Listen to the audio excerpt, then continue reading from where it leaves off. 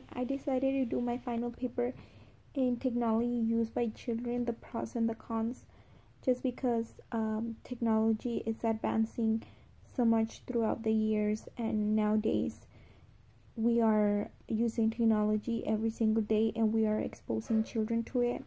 So I just wanted to learn and inform others of the pros and cons of technology used by children. So the first positive outcome of technology used by children is that it is being incorporated in more learning settings. For example, they are being incorporated, technology is being incorporated in classrooms, and that it's said that more children are more engaged by technology, and this way they are more motivated to learn. For some reason, technology really captures children's attention and they are very engaged into it. So it will be good for technology to be incorporated in classrooms to engage children for learning, and also there can be work that can be easier done with technology. For example, typing will be much easier than writing. And also, in many of the articles I read, it said that many of the parents really wanted for children to be exposed to technology in their classrooms in order for them to be prepared for the future as their children get older. Also, technology can be incorporated into lesson plans. As I said, that would make learning more interested and more engaging for children.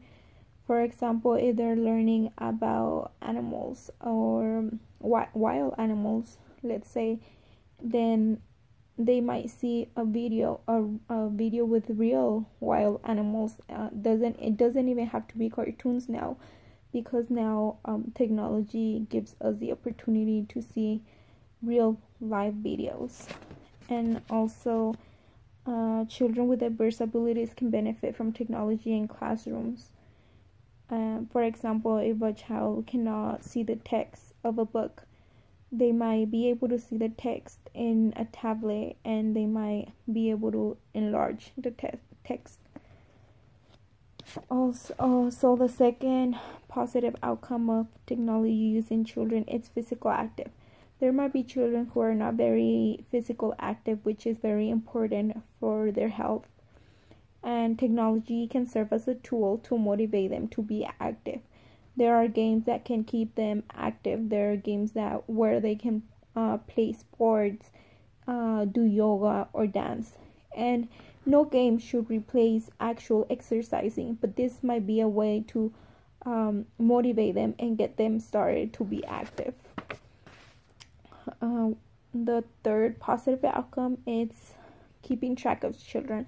As a parent, I know that one of my biggest fear is if my child goes missing. So there are technological devices now that can help us keep track of our children, and one of those devices is friendly cell phones, and that can allow parents to keep track of their children, and they do not have to pay an extreme expensive bills, and their child it's not exposed to too much technology. So this is one of the advantages technology can offer us, and maybe one of these friendly cell phones might even make the child feel more secure. And I found it a little difficult trying to find positive outcomes of technology used by children, just because I think that we adults are the ones who benefit the most from technology, just because children are too young to be using technology and be exposed to it. The first negative outcome of technology used by children is distraction. An article titled "Determining the Effects of Technology on Children" stated that these distractions affect the way children's developing brain absorbs new information and can lead to continuous partial attention. So as we know, sometimes while children are completing other different activities, they might be using their electronic devices at the same time as completing a different activity, and this might help them become multitaskers, but their brain starts to lose focus on tasks that requires their focus. And this is because their full attention is not present in either of the things they are doing at the same time. And that's why it is very important to try to keep children to do one thing at a time, or not expose them to technology for so long, just because they can start losing that focus that different tasks requires.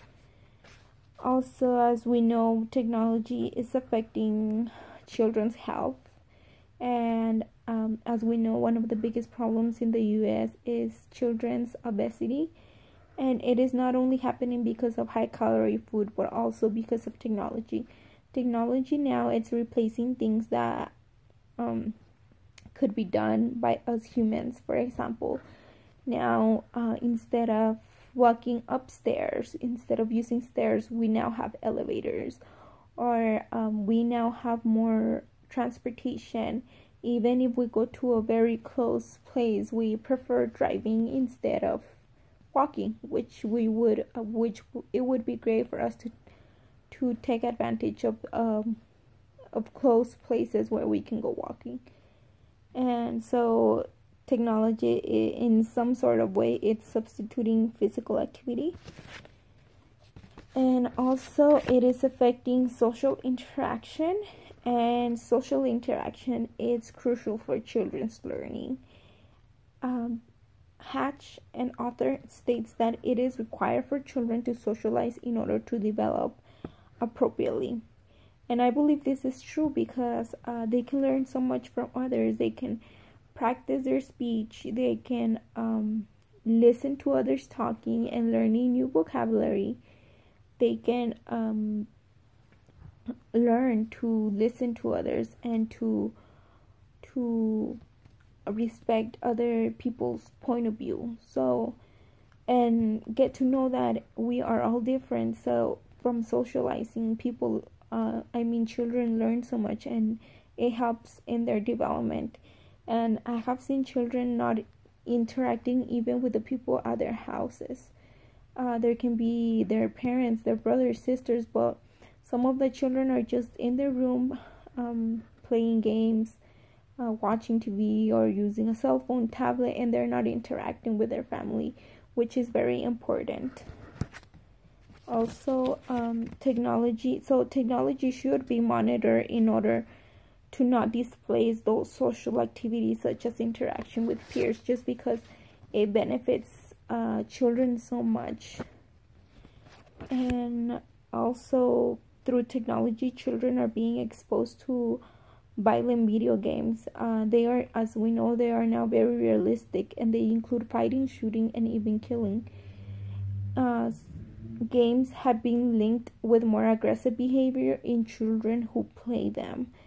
And children learn from what they see, from what they hear, and they might get the idea that the best way to solve a problem is by being aggressive, by using aggression, and that nothing's wrong with it. Also, the last negative outcome that I want to discuss is vision issues. If children spend so many time in front of a screen, it might lead to future eye health and vision issues. A website that I was looking at, and it is called American Optometric Association. It stated that parents and caregivers should watch for signs of digital eye strain in children, which can cause burning, itchy eyes or tired eyes, headaches, fatigue, loss of focus, blurred vision, double vision, or head and neck pain. So as parents, we need to pay close attention, and those might be signs that our children are being exposed to long periods of times to technology. And the same website said that nowadays the time playing outside is decreasing, so this lacks exposure to sunlight, which can affect the development of the eyes and the vision. Also, children's eyes are still developing between ages 5 to 13 years old, so we can just imagine how much damage technology can cause to our children's vision and eyes, just because if their eyes are still developing between the ages 5 and 13, just imagine how much damage it can cause to a child that has not even been 1 year old. And we are exposing our babies, our infants, to technology. So I agree that I say that technology, it's not bad. We are the ones who decide how to use it, and we are, as adults, we are the ones who decide if we expose our children to it, and if we are the ones who decide if we expose them to, how long we expose them to technology, and we are the ones who need to be in control of it. We need to put limits to it, because we all know that all things can damage us if we don't have a limit. So we are the ones responsible to decide if we want to use technology for positive or negative outcomes. So we need to control technology and not let technology control us.